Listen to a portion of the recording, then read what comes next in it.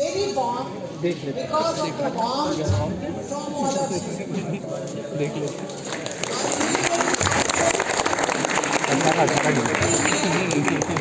To watch the badminton playing and winning the match, and so excited to see this in a hostel.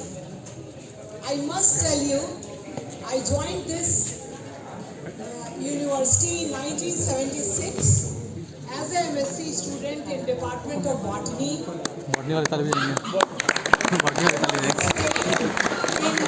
In Jyoti Kunj hostel, which was earlier for all the girls, but now it is basically for the MMV students. And never ever in my life, I entered into any boys.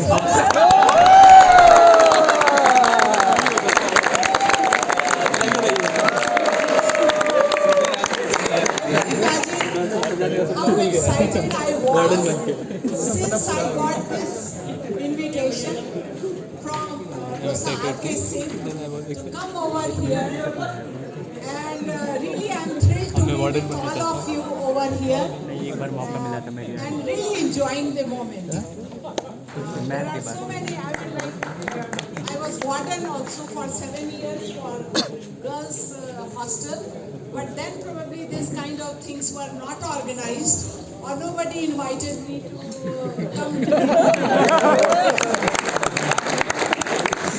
so this is a dream come true.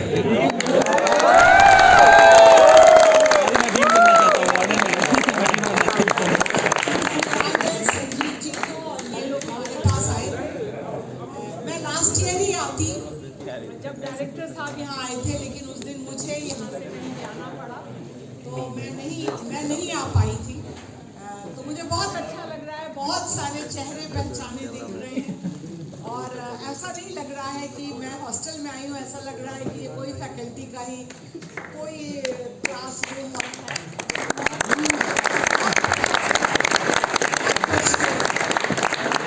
आज सवेरे से इस खुशी का ही माहौल बना हुआ है।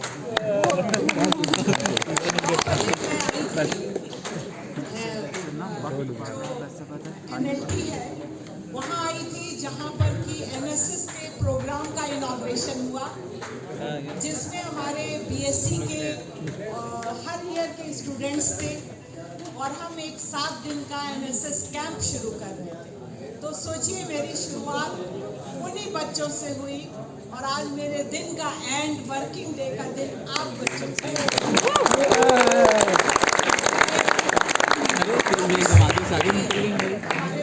मेरे ऊपर कृपा है कि उन्होंने मुझे इस तरीके का मौका दिया, और पूरे दिन मैं उसी उत्साह में, जिस उत्साह से सवेरे 8:30 बजे गाड़ी चलाते हुए आई थी, मैं पूछ रही थी मैं 6:30 बजे आ जाऊं क्या, क्योंकि मेरी एक मीटिंग खत्म हुई। आप आ जाइए, लेकिन फिर मैंने सोचा नहीं मैं 7 ही बजे बैठती हूँ, उससे पहले नहीं पहुँचती। तो बहुत अच्छा मैच देखा, अपने दिन याद किए। मैं अपने हॉस्टल की सेक्रेटरी होती थी,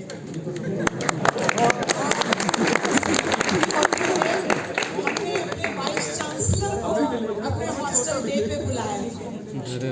आज भी मेरी एक फोटोग्राफ जो मैं करीब 10-15 दिन पहले देख रही थी, वो प्रोफेसर हरि नारायण उस समय वाइस चांसलर हुआ करते थे, जब मैं PhD कर रही थी, नॉट MSc के दौरान नहीं सेक्रेटरी थी, जब मैं PhD कर रही थी।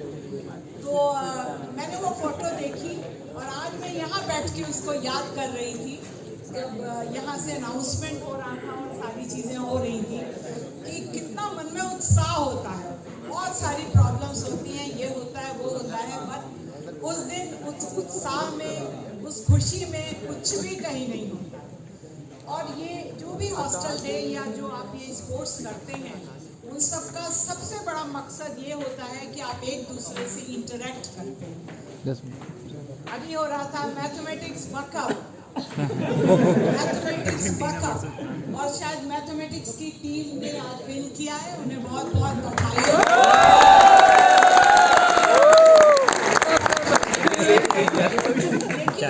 होते ही नहीं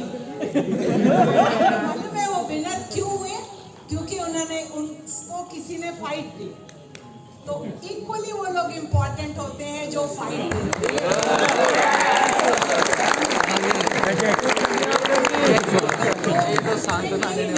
तो कोई विनर नहीं है, इसलिए जो भी विन करता है और जो भी नहीं विन करता है, नॉट लूजर, जो नहीं विन करता है, दोनों अपने अपने ढंग से विन करते हैं। तो हम उन सब के लिए तालियां बजाएं।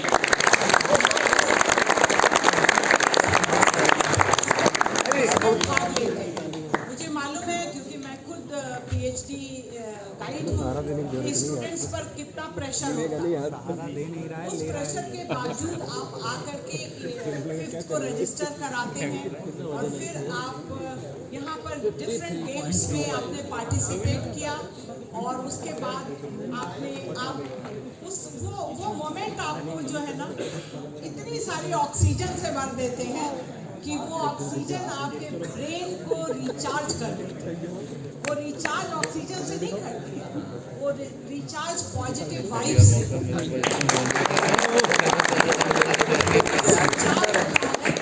वो इन्हीं सबसे होता है।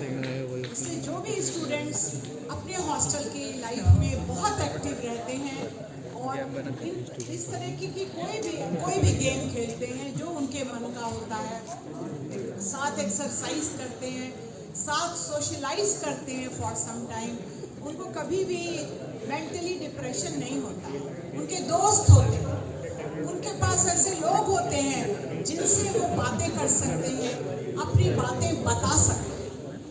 अगर आप अपनी बातें किसी से बता सकें, आप अपने दोस्त बना सकें, तो आपकी पूरी जिंदगी हमेशा खुशहाल रहेगी, हमेशा।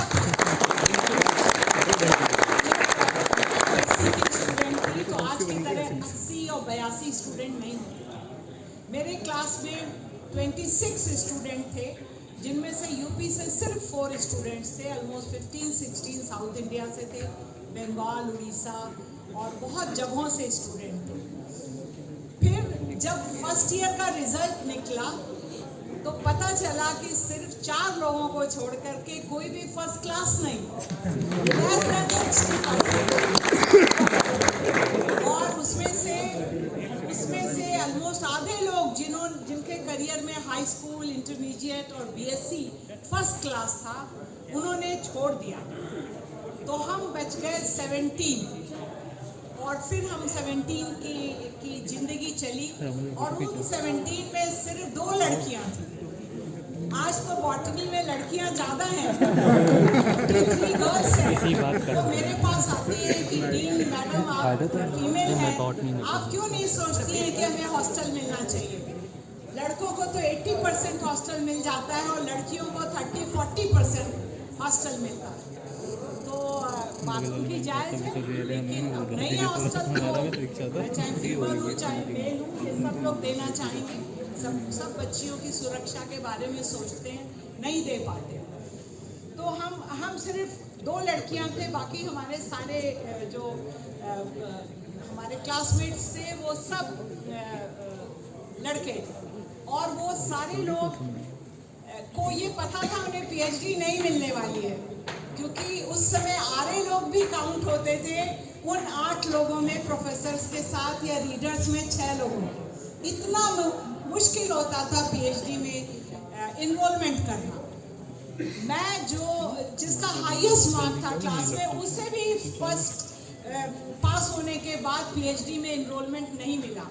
फॉर 6 मंथ के बाद मुझे मार्च में इनरोलमेंट मिला और मैं कहीं अर्दली बाजार जैसी जगह से 5 रुपए रिक्शे वाले को दे करके BHU में रिसर्च करने आती।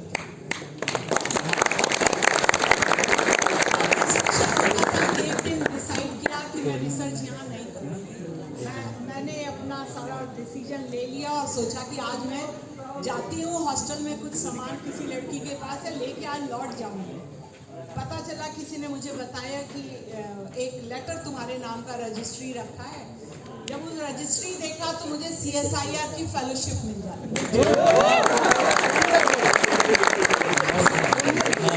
आपकी तरह मेहनत करके नहीं मिलती, टॉपर को जरूर मिलती।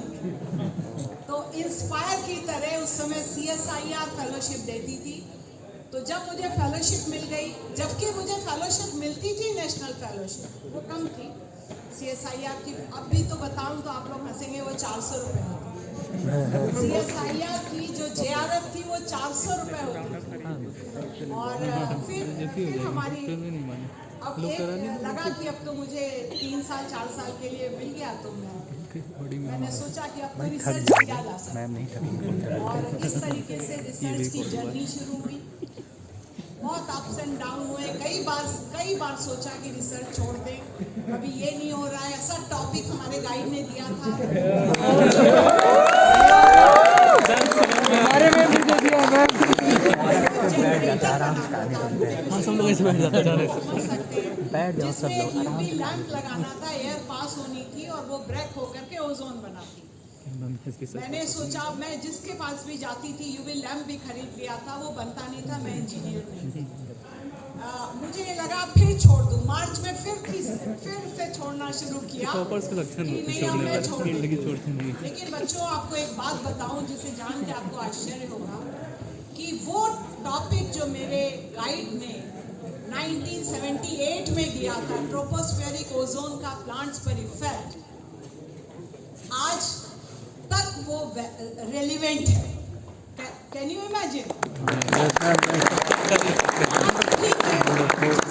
सच के लिए जानी जाती हूँ, वो ट्रोपोस्फेरिक ओजोन। आज भी मुझे जिस चीज के लिए सबसे ज्यादा, मैंने बहुत काम किया है, बहुत वैरायटी ऑफ काम किया है, लेकिन जिसके लिए मैं जानी जाती हूँ और जो मेरे दिल के करीब है, वो वही है जो मेरे गाइड ने दिया।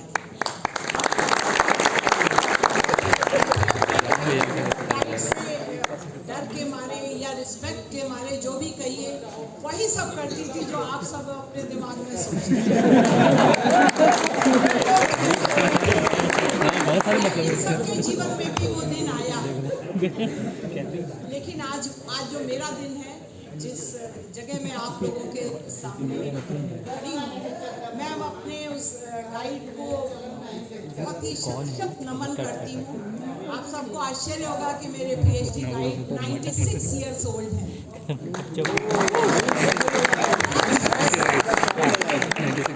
वो अमेरिका में अपने बच्चों के साथ रहते हैं, और जब भी मैं अमेरिका जाती हूँ, चाहे वो शिकागो में रहे, अभी वो कैलिफोर्निया आ गए थे, मैं अपने गाइड से जरूर मिलती हूँ और उनको एक बात याद दिला देती हूँ कि सर मुझसे अब खुश हैं कि नहीं।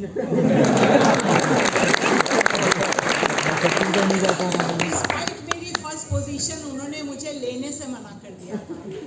क्या कहा था मालूम है? आप लोग बताइए क्या कहा होगा? लड़कियां तो शादी कर ले। एक एडिशनल प्रॉब्लम लड़कियों को सहन करनी पड़ी, तुम लोगों को सहन करनी पड़ी या नहीं, अब कितना डिस्गस्टिंग होता है। लेकिन मेरा जो एक संकल्प था कि मैं हूँ, मेरे लिए मेरे माँ बाप या कोई दूसरा गारंटी नहीं है। वो तो मेरे माता पिता को भी नहीं जानते थे। मैंने उनसे कहा, सर मेरी शादी हो या मेरी बर्बादी हो, मैं नहीं जानती, लेकिन मैं इतना जानती हूँ कि मैं ये PhD, मेरी शादी हो सकती है बीच में, लेकिन मैं ये PhD एक करियर को सोच के करती हूँ। मैं जिंदगी में नौकरी करूँगी, ये मैं जानती हूँ, चाहे मेरी शादी हो चाहे मेरी बर्बादी। और मेरा ये जो कथन था, उन्होंने कहा कि ठीक है, मैं तुमको PhD ले लूँगा, क्योंकि तुम अपनी गारंटी खुद ले लो। और वो शायद 3 साल तक कभी भी मेरे पेरेंट्स से नहीं मिले और ना मैंने मिलने दिया। और जो भी रहा, हमने काम किया और फिर चीज़ें होती गई, और आज तो एक पिता तुल्य वो हैं और हमारे पूरे परिवार के साथ इतने जुड़े हुए हैं। तो मैं आप सबसे बताना चाहती हूँ कि चाहे किसी की भी जिंदगी हो, जो